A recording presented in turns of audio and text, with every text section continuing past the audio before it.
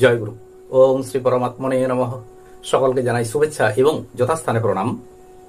গীতার প্রথম শ্লোকেই বলা আছে, ধর্মক্ষেত্রে কুরুক্ষেত্রে সমবেতা যুযুৎসবঃ মামকা পাণ্ডবাস্যৈব কিম কুর্বত সঞ্জয়। এই যে এখানে কুরুক্ষেত্র, এই ক্ষেত্র শব্দটি প্রয়োগ রয়েছে, কুরুক্ষেত্র।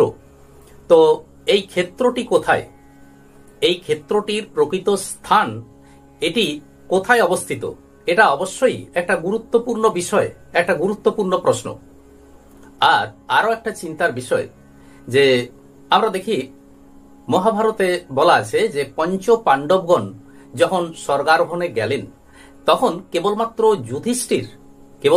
যুধিষ্ঠির স্বর্গে যেতে পেরেছিলেন। বাকি পাণ্ডব ভাইরা অর্থাৎ 4 ভাই এবং দ্রৌপদী তারা কিন্তু কেউই স্বর্গে যেতে পারলেন না। কেবলমাত্র যুধিষ্ঠির স্বর্গে পৌঁছলেন। এখানে কেবলমাত্র ওই যুধিষ্ঠিরই কি করে গেলেন আর বাকি ভাইয়েদের মধ্যে বা দ্রৌপদী কেউই যুধিষ্ঠিরের সাথে যেতে পারলেন না কেন? 4 পাণ্ডব ভাই বা দ্রৌপদী এরা কেন যুধিষ্ঠিরের সাথে স্বর্গে যেতে পারলেন না? এ সম্পর্কে মহাভারতে তার যুক্তি দেওয়া আছে ঠিকই, কিন্তু এর ভিতরে আরো এক গভীর তত্ত্ব আছে। যোগীরাজ শ্যামাচরণ লাহিড়ী মহাশয় যেভাবে এই ঘটনাটি ব্যাখ্যা করেছেন, আজ সে নিয়েই পাঠ ও আলোচনা করব। গীতার এই যে প্রথমের শ্লোক, ধর্মক্ষেত্রে কুরুক্ষেত্রে, এখানে রয়েছে ধর্মক্ষেত্রে। ধর্ম অর্থাৎ যে ক্ষেত্রে ধর্ম আছে, ধর্ম অর্থাৎ সত্য বস্তু অর্থাৎ ব্রহ্ম। তাহলে বুঝলাম যে ক্ষেত্রে সত্য বস্তু আছে, ধর্ম আছে, ব্রহ্ম আছে, তাই হলো কুরুক্ষেত্র। এই কুরু শব্দটি এসেছে ক্রি ধাতু থেকে। ক্রি অর্থাৎ কর্ম করা, কর্ম, অর্থাৎ এর দ্বারা সেই ক্ষেত্রকেই বোঝানো হচ্ছে যেখানে ধর্ম বা স্থির প্রাণ আছে। আর এতে বলা হয়েছে সেখানে কর্ম করে ধর্ম লাভ করো। এখন এখানে যারা যুদ্ধ করবেন তারা কারা? পাণ্ডবেরা এবং কৌরবেরা। কৌরবেরা হলেন প্রবৃত্তি পক্ষ আর পাণ্ডবেরা হলেন নিবৃত্তি পক্ষ। এখন এই দুই পক্ষ এই ক্ষেত্রে সমবেত হয়েছেন যুদ্ধ করবার জন্য। এই যে ক্ষেত্র, এখন প্রশ্ন হলো এই ক্ষেত্রটি প্রকৃতপক্ষে কোথায়? ঐতিহাসিকেরা, গবেষকেরা তারা পাঞ্জাব, উত্তরপ্রদেশ, হরিয়ানা, ভারতবর্ষের এই সমস্ত বিভিন্ন জায়গায় তন্ন তন্ন করে খুঁজেছেন, গবেষণা করেছেন। তারা দেখতে চেয়েছেন এই প্রকৃত কুরুক্ষেত্র স্থানটি কোথায় রয়েছে। আর ভূগোলের মানচিত্রে, ইতিহাসের মানচিত্রে তার স্থানও একটা নির্ণীত করা হয়েছে। তো এটি কি প্রকৃতপক্ষে কুরুক্ষেত্র? অর্থাৎ গীতায় তত্ত্বের মাধ্যমে যে কুরুক্ষেত্রের কথা বলা হয়েছে এটি কি সেই ক্ষেত্র? অনেকে মনে করেন, গবেষকদের বা ঐতিহাসিকদের অনেকেই মনে করেন যে হরিয়ানা অঞ্চলে, হরিয়ানা রাজ্যে একটি স্থান আছে যে স্থানটির নাম হলো কুরুক্ষেত্র। তাদের মতে তারা বলেন যে এই কুরুক্ষেত্রে অর্থাৎ হরিয়ানার এই স্থানেই মহাভারতের যুদ্ধ হয়েছিল। এটা তো গবেষণার মাধ্যমে জানা গেছে যে হরিয়ানায় কুরুক্ষেত্র বলে একটি স্থান আছে। কিন্তু আমরা যদি গীতা ভালোভাবে পড়ি তো গীতার মধ্যেই দেখব সেই স্থানটির কথা গীতাতেই বলা আছে। গীতায় বলা হয়েছে, ইদং শরীরং কন্তেয় ক্ষেত্র মিত্ত বিধীয়তে। এই শরীরের মধ্যেই স্থির প্রাণ বা ধর্ম বা ভগবান আছেন। কেবলমাত্র সাধন সমরের দ্বারাই তাকে লাভ করা যায়। দেখুন, শাক্ত পদাবলিতে শাক্ত পদকর্তা মহাত্মা রামপ্রসাদও একই কথা বলেছেন।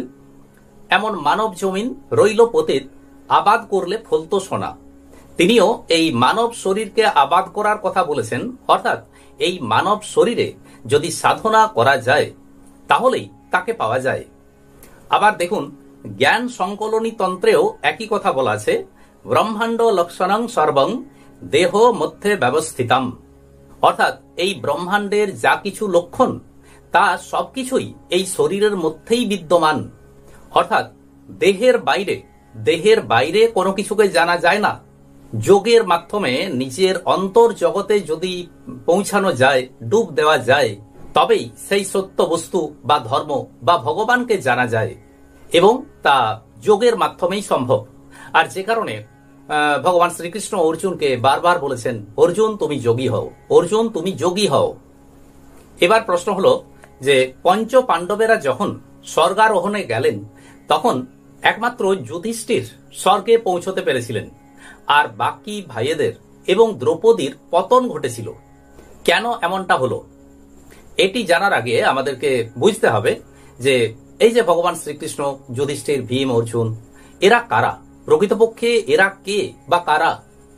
যোগীরাজ শ্যামাচরণ লাহিড়ী মহাশয় বলেছেন, শ্রীকৃষ্ণ হলেন প্রত্যেক মানুষের শরীরের ভ্রু মধ্যস্থলে, দুই ভ্রুয়ের মধ্যস্থলে যে আজ্ঞাচক্র, সেই আজ্ঞাচক্রের যে প্রথম প্রকাশ তাকেই বলা হয় কূটস্থ চৈতন্য, অর্থাৎ ইনি ভগবান শ্রীকৃষ্ণ। এই কূটস্থই হলেন জ্ঞানচক্ষু, একে আবার তুরীয় চক্ষুও বলা হয়। এই কূটস্থই হচ্ছেন স্থির ব্রহ্ম, অর্থাৎ স্থির প্রাণের প্রথম প্রকাশ। যোগ সাধনার মাধ্যমে যোগীকে প্রথমে এই কূটস্থে স্থিতি লাভ করতে হবে। এই আজ্ঞাচক্র থেকেই পরবর্তী চক্রগুলি সেগুলির উদ্ভব ঘটেছে, অর্থাৎ সেগুলির উৎস হলো এই আজ্ঞাচক্র। এখন আজ্ঞাচক্র থেকে প্রকাশিত পরবর্তী চক্র হলো বিশুদ্ধ চক্র। বিশুদ্ধ চক্রে বোম তত্ত্ব বা আকাশ তত্ত্ব অবস্থিত, ইনি হলেন যুধিষ্ঠির। এর পরের চক্র হলো অনাহত চক্র, এখানে রয়েছে পবন তত্ত্ব বা বায়ু তত্ত্ব বা মরুতত্ত্ব, ইনি হলেন ভীমসেন। এর পরের চক্র হলো মণিপুর চক্র বা নাভি চক্র, এখানে রয়েছে তেজ তত্ত্ব বা অগ্নিতত্ত্ব, ইনি হলেন অর্জুন।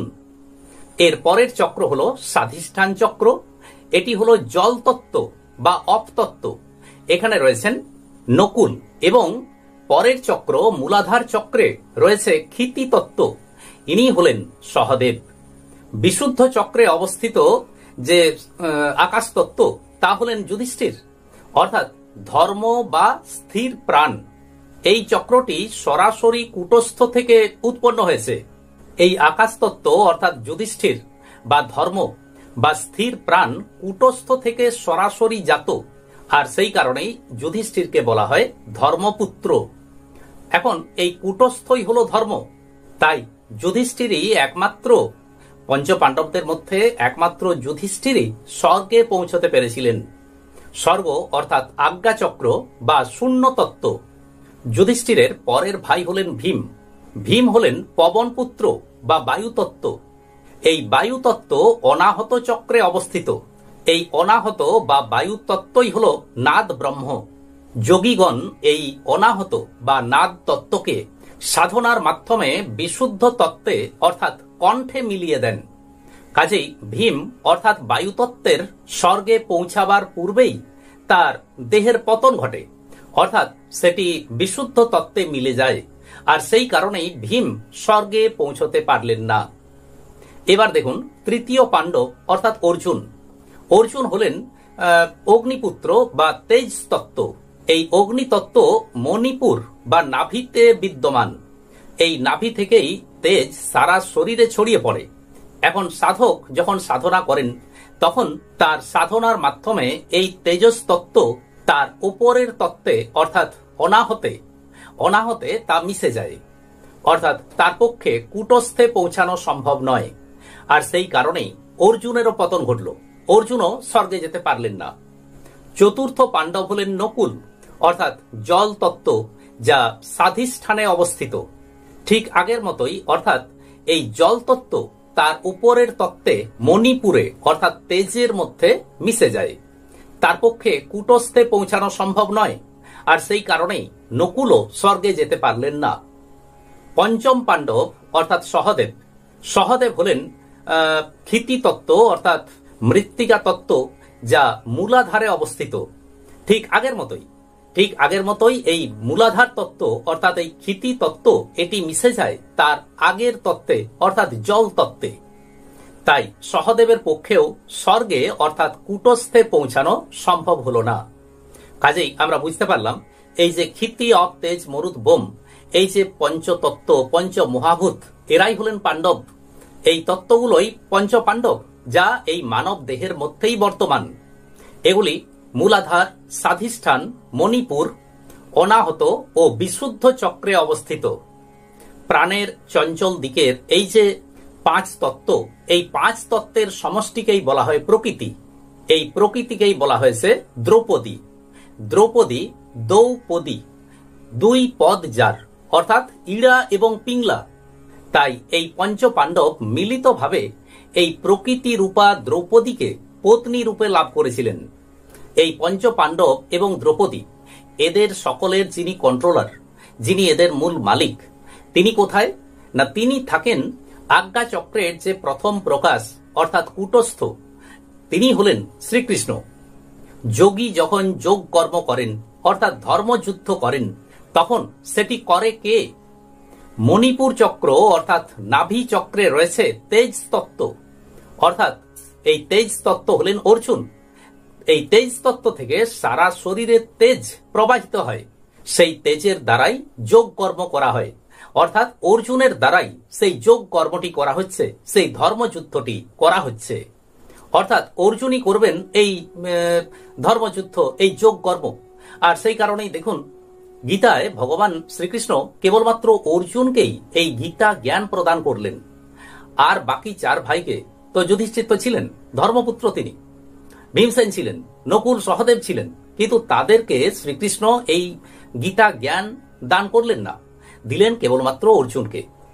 কেননা এই অর্জুন হলেন তেজ তত্ত্ব, আর সেই তেজ তত্ত্ব সারা শরীরে ছড়িয়ে যাওয়ার ফলে যোগী তার যে যোগ কর্মটি করেন, ধর্মযুদ্ধ করেন, তা তো কেবলমাত্র এই তেজের দ্বারাই। তাই ভগবান শ্রীকৃষ্ণ অর্জুনকেই কেবলমাত্র গীতা জ্ঞান প্রদান করলেন। কাজেই বুঝতে পারলাম যে তেজ তত্ত্ব অর্থাৎ অর্জুন এই যোগ কর্মটি করছেন, আর আজ্ঞা চক্রে যে স্থির ব্রহ্ম অর্থাৎ কূটস্থ অর্থাৎ শ্রীকৃষ্ণ, তিনি যোগ কর্মটি করাচ্ছেন। আর এই কারণেই অর্জুন হলেন মহাভারতের সর্বশ্রেষ্ঠ বীর। এই কারণেই অর্জুনকেই ভগবান শ্রীকৃষ্ণ এই গীতা জ্ঞান প্রদান করেছিলেন। আজ এই পর্যন্তই। আসুন এবার শ্রী ভগবানের মহামন্ত্র জপ করি। হরে কৃষ্ণ কৃষ্ণ কৃষ্ণ হরে হরে, হরে রাম রাম রাম হরে হরে। নমস্কার।